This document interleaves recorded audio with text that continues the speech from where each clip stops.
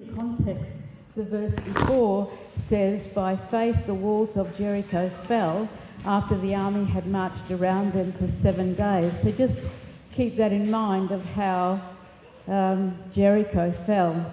Rahab is remembered and applauded in the roll call of honour in Hebrews chapter 11.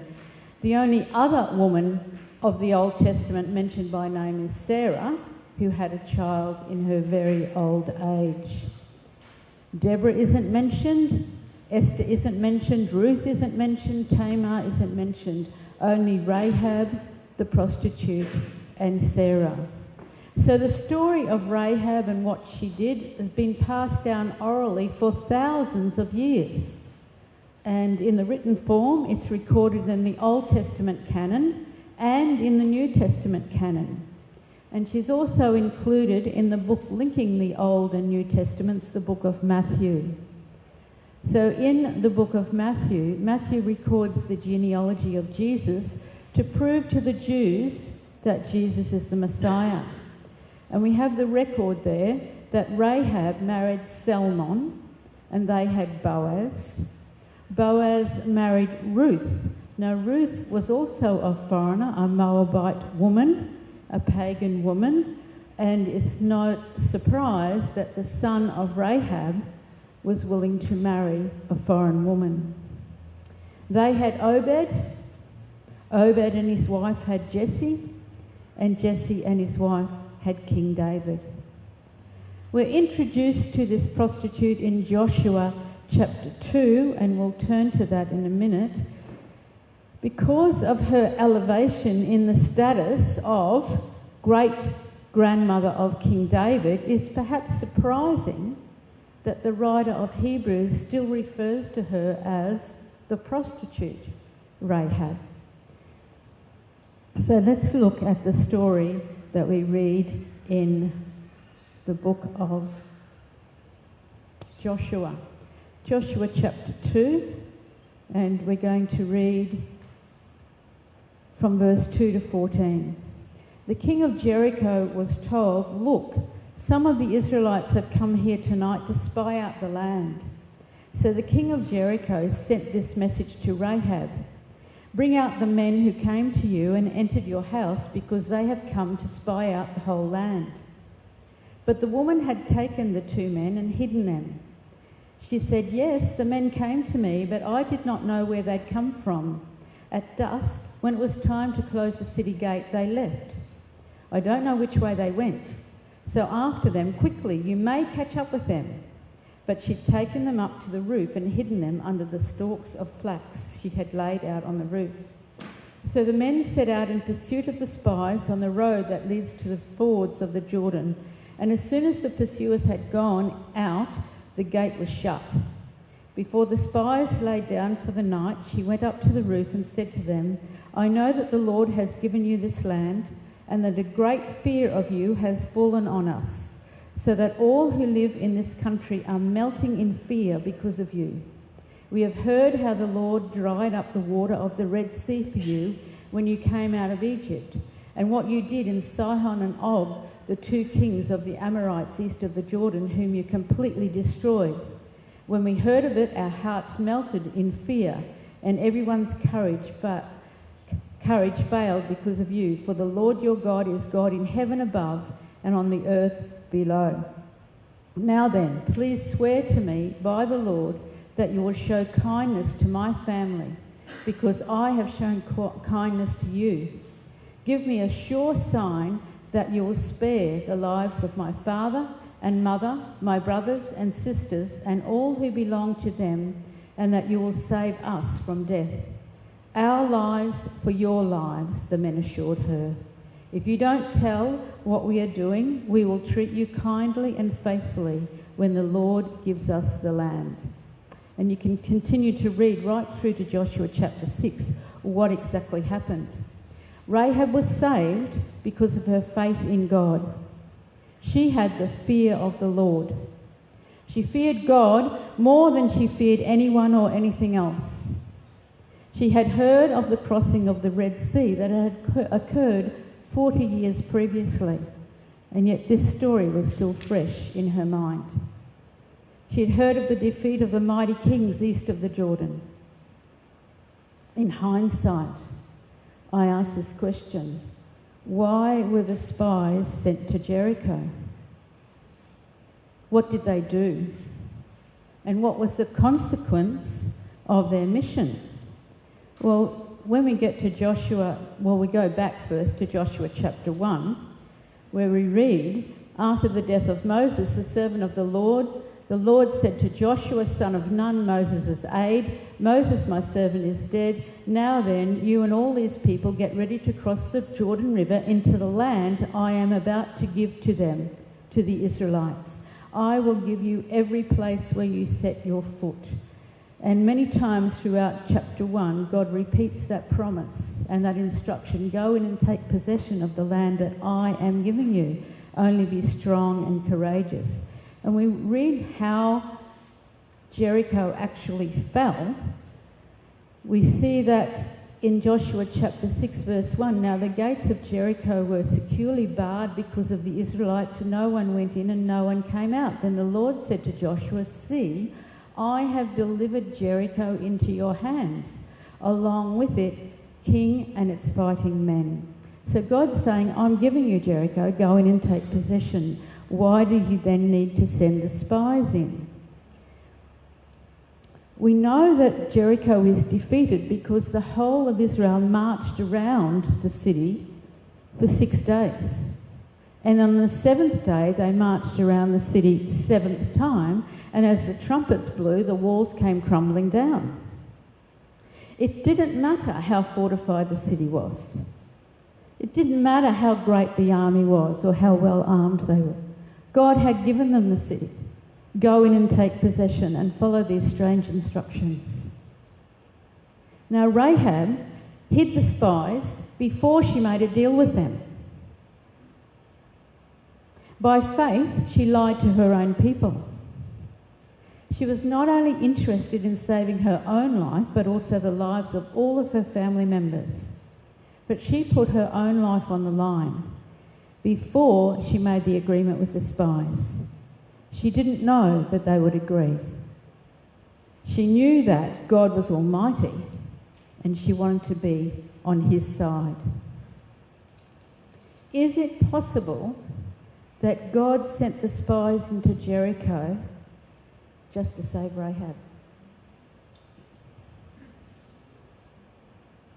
Upon reflection, the story of Rahab demonstrates the amazing grace of God. His grace is sufficient that even a prostitute can be saved. But not only saved, elevated in society and lauded throughout history. How merciful is our God. In some cultures, they don't have the language word prostitute. They just call her a rubbish woman. There is no one outside the realms of the possibility of salvation, and how we love great stories of redemption. From darkness into light, I once was lost, but now I'm saved. Amazing grace, how sweet the sound. But my question to you is this: is any less grace needed to save a virtuous woman or man? What if you're not a rubbish woman? What if you're not a wretch? What if you're a good, clean living woman? You don't even know that you're lost. You have no shame and no regrets. You don't swear. You don't lie. You don't gossip. You're not prone to jealousy. You don't hold grudges. You're kind and faithful. You're not even aware that you need salvation and redemption. Is any less grace needed to save such a good person? There's only one name by which anyone can be saved: Jesus and him crucified. For me, he dies. This is a revelation by the grace of God that we've already heard about this morning. We're redeemed by the blood of the Lamb. Sin is not just a list of all the bad things you've done, But it's the state of being separated from God, and no goodness, no amount of goodness can close that gap. So don't be surprised that God saved Rahab. They were all afraid, but she was the only one with the courage to put her life on the line and say, "Here I am, take me and do with me what you choose."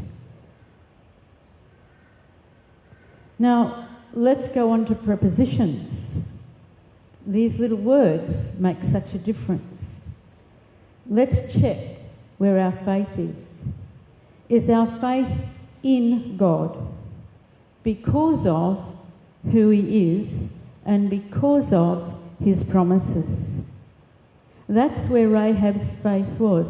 Her faith was in God because of who He was, because of what she'd heard He could do. But if our faith is for God to deliver to you your desired outcome, then I question that faith, because there's possibly going to be disappointment. And why would God allow this? And how could God do that? Because we're expecting something from God. Whereas when you're not expecting anything from God, but your faith is in God because God is God Almighty, creator of heaven and earth, and the only one that holds the power of our destiny in His hands, and our faith is in Him because of who He is and because of His great promises. You see, I don't think Rahab was considering outcomes. I'll go over to the Israelites and they'll look after me and I'll have a wonderful life and I'll be blessed and I'll have children and a husband. I don't think those thoughts even entered her mind. I think perhaps she thought she would continue to be a prostitute, or perhaps she would be a slave for a prominent family. Never in her wildest imaginations would she have thought that she would become a mother in a prominent family, remembered and applauded throughout history. Her concern was, how do I stay alive? I choose to be with God. Just like Ruth, when Naomi tried to persuade her to go back to her own family, she said, "No, your family is my family and your God is my God. Where you go, I will go." And this is what Rahab said: I want to be on God's side. Now, the prophets often suffered because people didn't listen to the messages they brought from God. Habakkuk says that though the fig tree doesn't blossom and there be no fruit on the vine, though everything's going wrong, the crops are all failing, I haven't got what I want, yet will I rejoice in the Lord. I'll rejoice in the Lord of my salvation. So it's not a matter of faith for God to give me a blessed life, a life where I have no pain and suffering and disappointment. And why haven't you done better in your job of looking after me, God? But my faith is, whatever comes, I trust in the Lord. My love in God will not waver, regardless of what happens to me in this fallen world, because my faith is in God for who He is and for His promises to me. And I don't let go of the promises that God has. I know and I have experienced great miracles of God. I was on a trolley being wheeled into the operating theatre to have surgery on an ectopic pregnancy, for the surgeon to come out and say, the scan shows it's no longer ectopic. And medically that can't happen.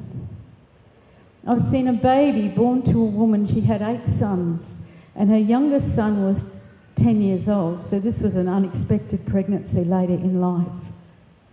And a little girl was born. But the little girl wasn't breathing. And we're in the middle of the jungle and there's a nurse there with very limited experience. And she said to the mother, "The baby's not breathing." And the nurse said, "Well, you have to make her breathe.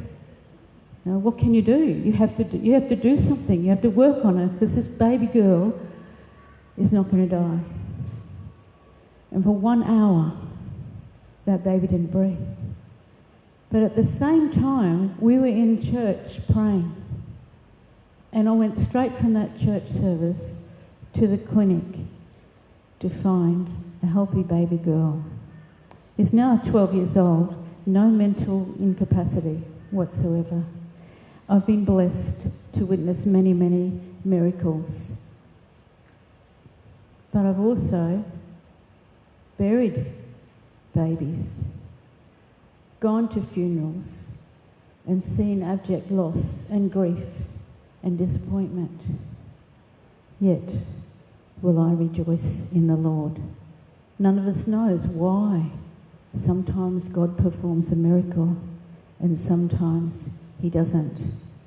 I also remember going to Sri Lanka. I don't talk about it because it was such a difficult time. It was right in the middle of the height of the Civil War, and I'd gone to Bible college with a young Sri Lankan couple, and they'd gone back to their country to plant an evangelical church. And they'd had 4 sons in 6 years, and Charlene was debilitated because of a severe back injury, and she was in constant pain. So I went really just to support them and help them in practical ways, and lots of terrible things happened. But anyhow, we went one day to pray for a woman who had had abdominal surgery, and she looked like, I don't know if you ever have seen a sack of potatoes, Hessian sack that has been sewed at the top. That's what she looked like. And she was obviously suffering from an infection and in great pain, and there was no medical provision. So she lived in a small lean-to made out of cardboard and masonite and a dirt floor and just pallets on the ground where she lay. So we kneeled down in the dirt, and that was really difficult for Charlene to do that. Charlene prayed in Sinhalese and I prayed in English, and then we got up and we were walking home, and Charlene said, "Pain in my back's gone." And did you know, from that day till this, she's never had a problem with her back again. See, God works in amazing ways. There you are desperately praying for someone else and God heals you. We don't know how God works. Jeremiah, we read about Jeremiah, the weeping prophet, in chapter 32. The army of the king of Babylon was already besieging Jerusalem. Jerusalem was in the midst of being captured, and the king of Judah was imprisoned.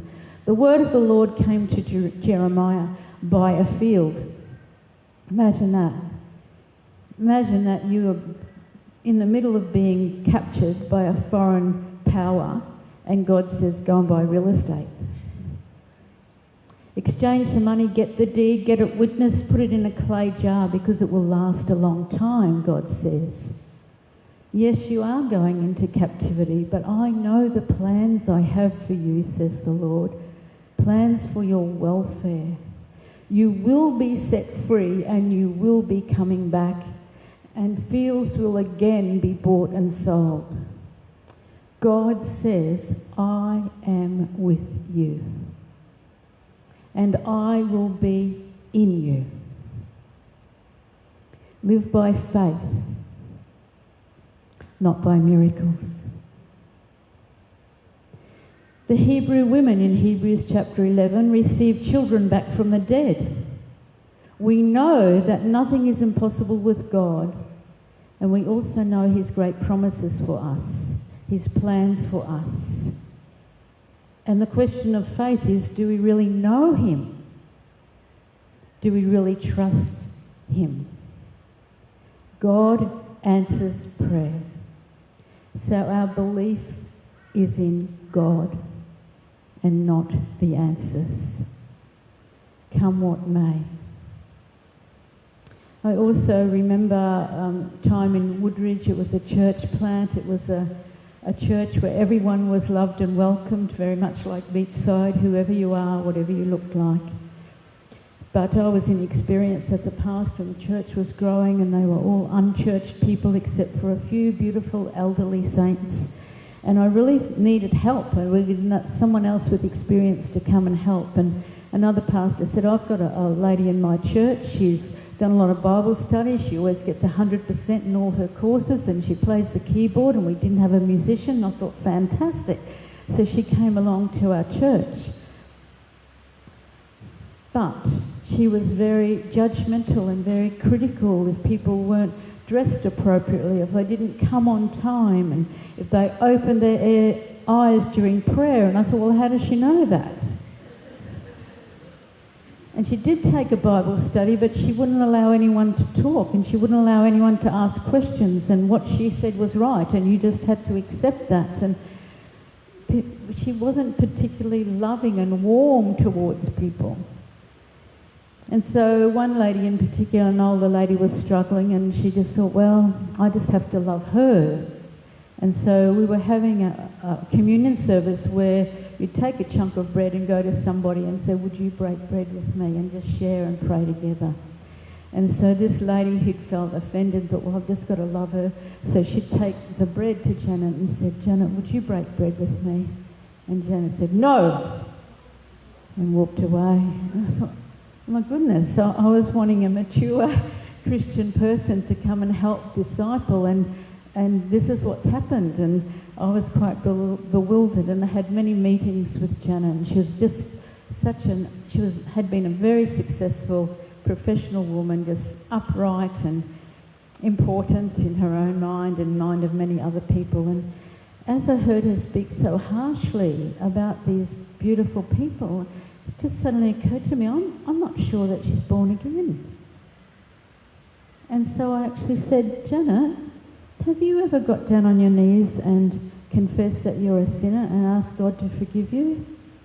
And you know what she said?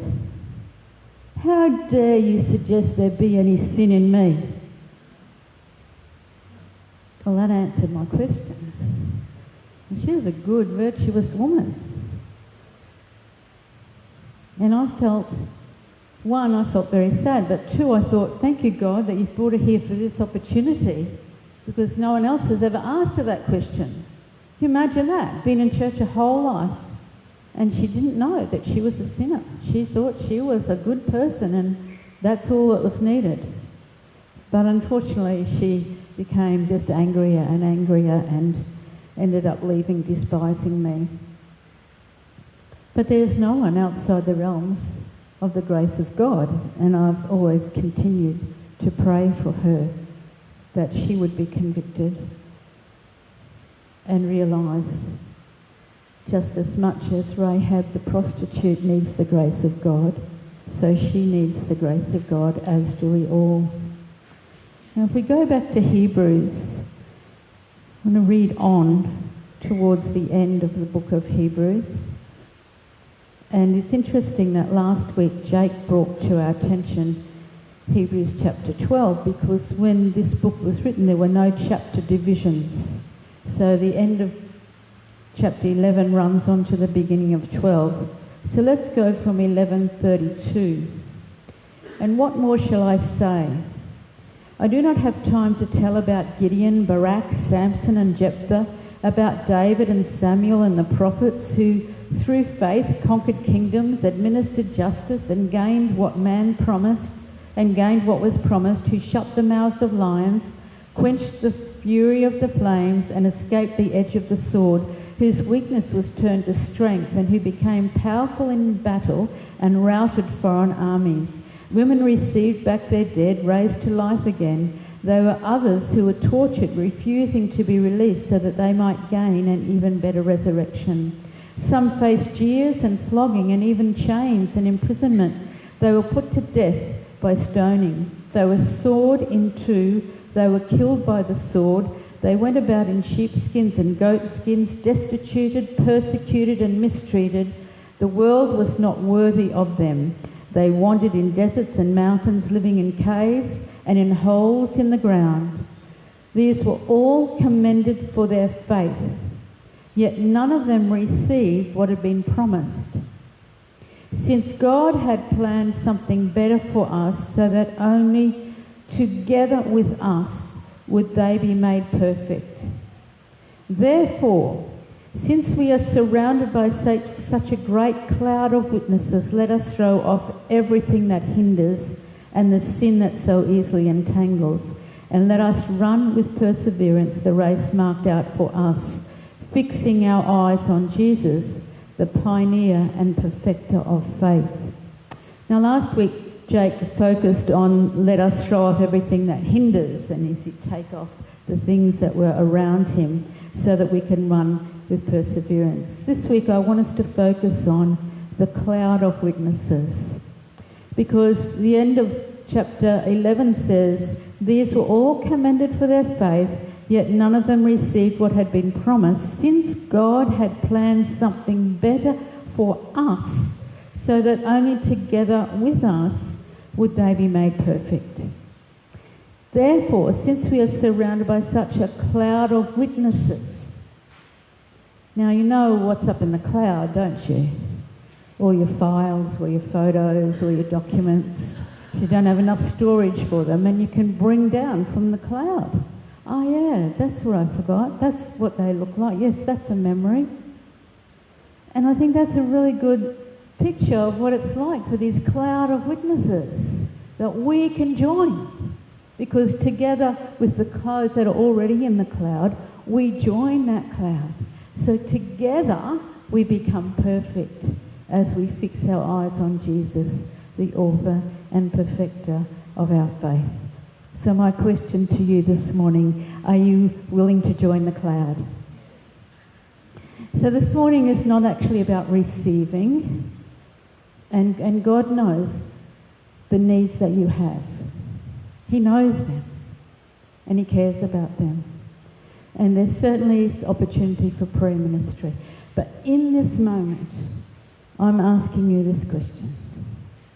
Are you willing to present your bodies as a living sacrifice?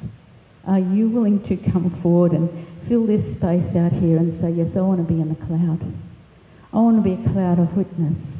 Now, many people already are witnesses as I look around the room and I see people and I think, yeah, they're inspiring. I want to be like them. They inspire the younger generation, the young adults, the youth, the children. You're already witnesses.